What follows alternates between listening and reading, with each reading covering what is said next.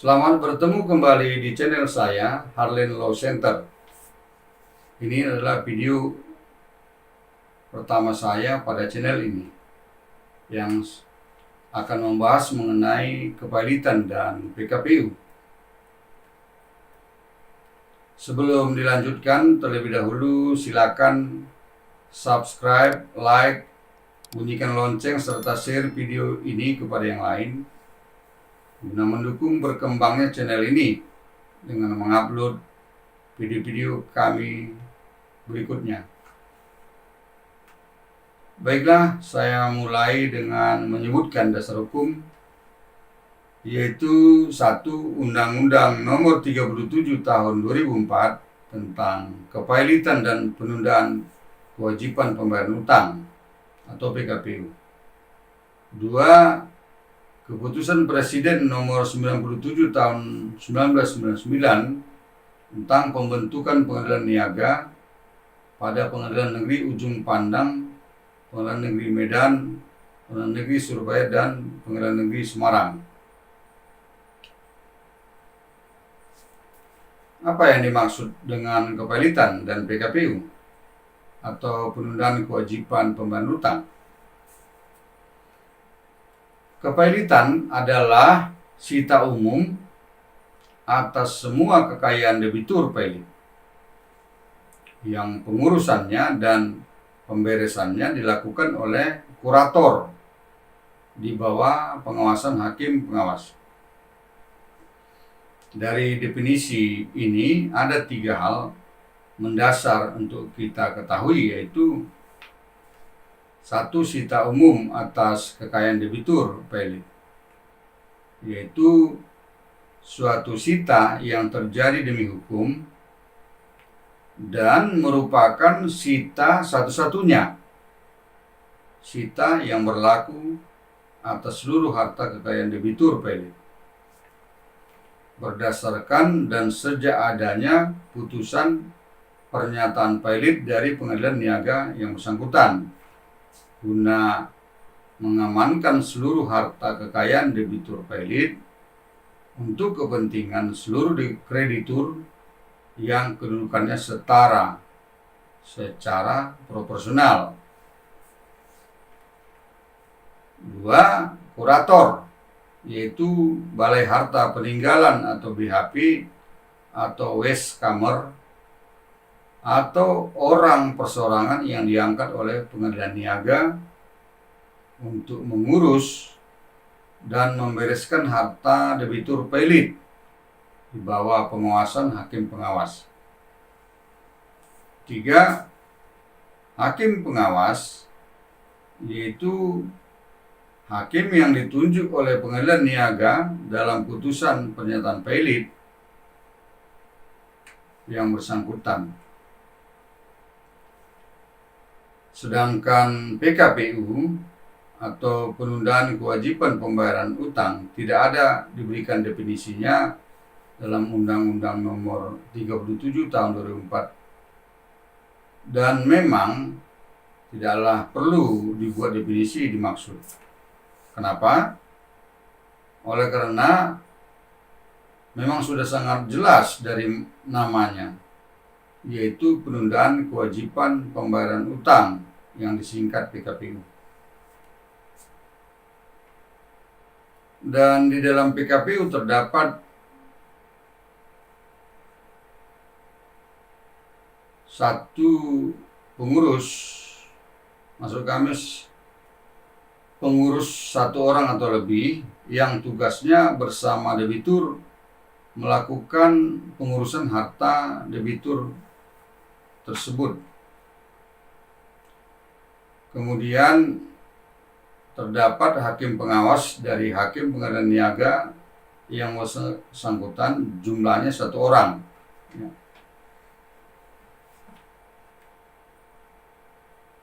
Selanjutnya di dalam kepilitan dan PKPU terdapat 1 debitur, yaitu orang termasuk badan hukum yang mempunyai utang yang terjadi karena perjanjian atau karena undang-undang, yang pelunasannya dapat ditagih di muka pengadilan niaga.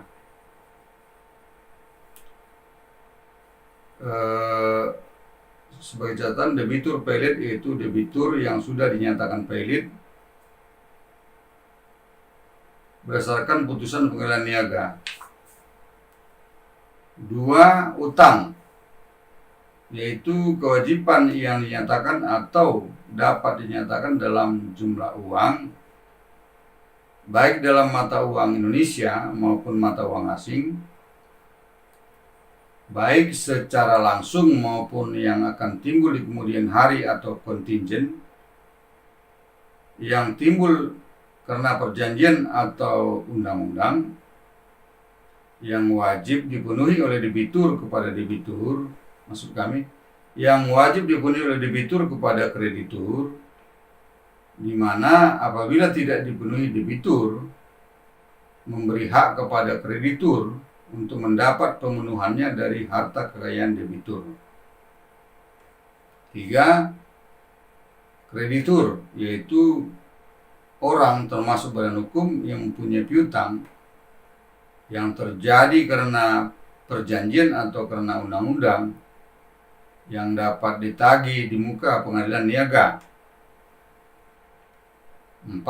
Piutang, yaitu hak tagihan dari kreditur terhadap debitur yang dinyatakan atau dapat dinyatakan dalam jumlah uang, baik dalam mata uang Indonesia maupun mata uang asing, baik secara langsung maupun yang akan timbul di kemudian hari atau kontingent, yang timbul karena perjanjian atau undang-undang, yang wajib dipenuhi oleh debitur kepada kreditur, di mana apabila tidak dipenuhi, debitur memberi hak kepada kreditur untuk mendapat pemenuhannya dari harta kekayaan debitur.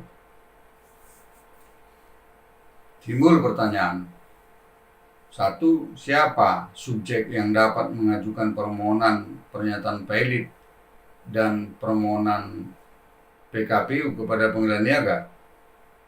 2. Pengadilan mana yang berwenang dalam menangani permohonan pernyataan kepailitan dan permohonan PKPU? 3. Di mana saja di Indonesia terdapat pengadilan niaga di Indonesia yang berwenang menangani permohonan pernyataan pailit dan permohonan PKPU? Pertama, subjek yang dapat mengajukan permohonan pernyataan pailit dan permohonan PKPU kepada pengadilan niaga ada 6, yaitu 1. Debitur yang bersangkutan. 2. Kreditur yang bersangkutan 1 orang atau lebih. 3. Kejaksaan untuk alasan kepentingan umum. 4. Bank Indonesia apabila debiturnya adalah bank. 5. Badan Pengawas Pasar Modal BPPM apabila debiturnya adalah perusahaan efek, bursa efek, lembaga clearing dan penjaminan, serta lembaga penyimpanan dan penyelesaian. 6. Menteri Keuangan apabila debiturnya adalah perusahaan asuransi, perusahaan reasuransi, dana pensiun,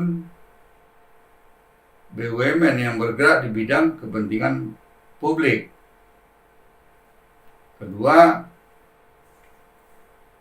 pengadilan niaga yang berwenang dalam menangani permohonan pernyataan pailit dan permohonan PKPU ada 5, yaitu 1. Pengadilan niaga yang daerah hukumnya meliputi daerah tempat kedudukan hukum debitur yang bersangkutan. 2. Pengadilan niaga yang daerah hukumnya meliputi daerah tempat kedudukan hukum terakhir si debitur apabila debiturnya telah meninggalkan wilayah negara RI. 3.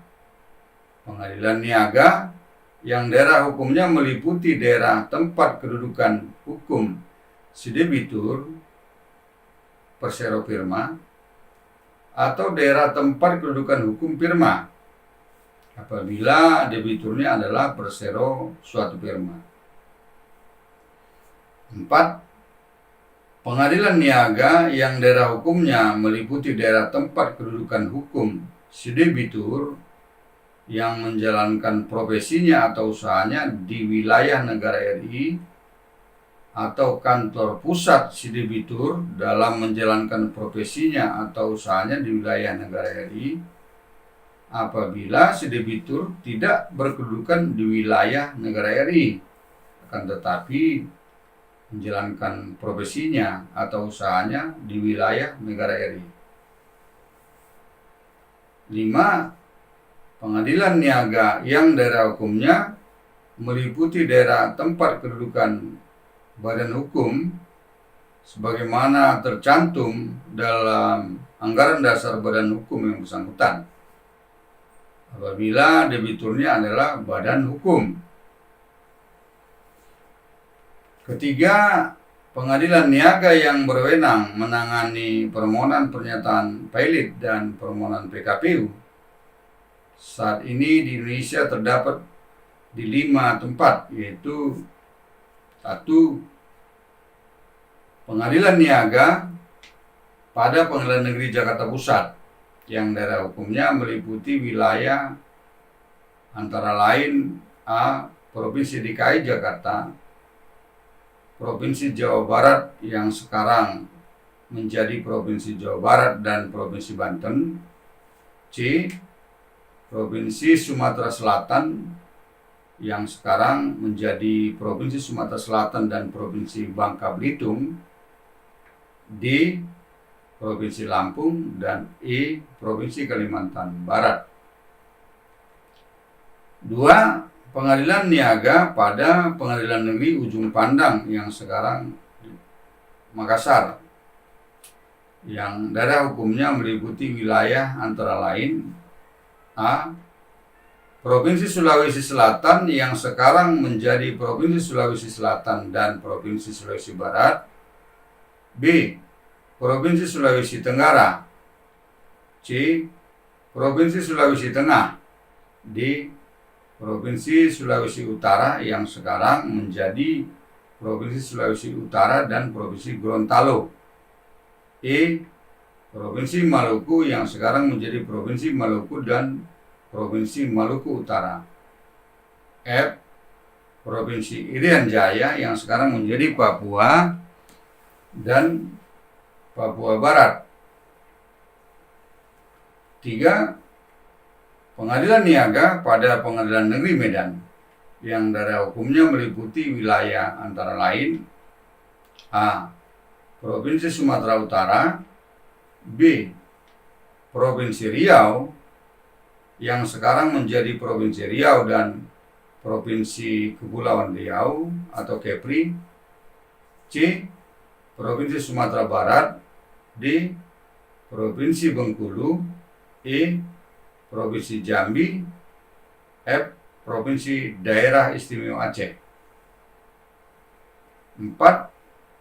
Pengadilan niaga pada Pengadilan Negeri Surabaya yang daerah hukumnya meliputi wilayah antara lain A. Provinsi Jawa Timur, B. Provinsi Kalimantan Selatan, C. Provinsi Kalimantan Tengah, D. Provinsi Kalimantan Timur, E. Provinsi Bali, F. Provinsi Nusa Tenggara Timur, dan G. Provinsi Nusa Tenggara Provinsi Nusa Tenggara Barat, dan G. Provinsi Nusa Tenggara Timur. 5. Pengadilan niaga pada Pengadilan Negeri Semarang yang daerah hukumnya meliputi wilayah antara lain A. Provinsi Jawa Tengah dan B. Provinsi Daerah Istimewa Yogyakarta. Selanjutnya saya mau menjelaskan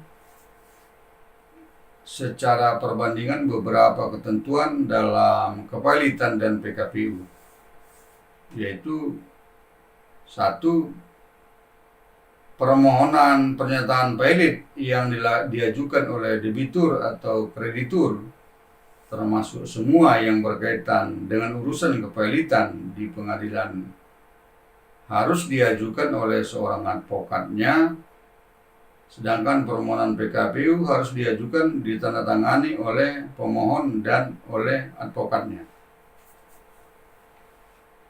2.